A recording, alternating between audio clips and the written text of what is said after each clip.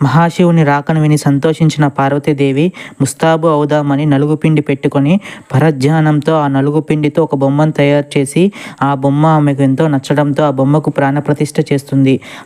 ఆ తర్వాత ఆ బాలుడితో నేను స్నానం చేయడానికి వెళ్తున్నానని, లోపలికి ఎవరూ రాకుండా కాపలాగా ఉండమని చెప్పి స్నానం చేయడానికి వెళ్తుంది. కొద్దిసేపటి తర్వాత మహాశివుడు వస్తాడు.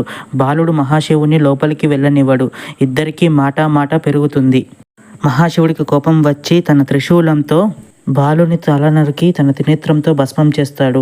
వెంటనే పార్వతీదేవి వచ్చి ఎంతో బాధపడుతుంది. విషయం తెలిసిన మహాశివుడు బాధపడి వెంటనే గజాసురుడికి ఇచ్చిన మాటను గుర్తుకు తెచ్చుకొని గజాసురుడి యొక్క శిరస్సును ఆ బాలుడి మొండానికి అతికించి ఆ శిరస్సుకు శాశ్వతత్వాన్ని, త్రిలోకత పూజ్యకతను కల్పిస్తాడు.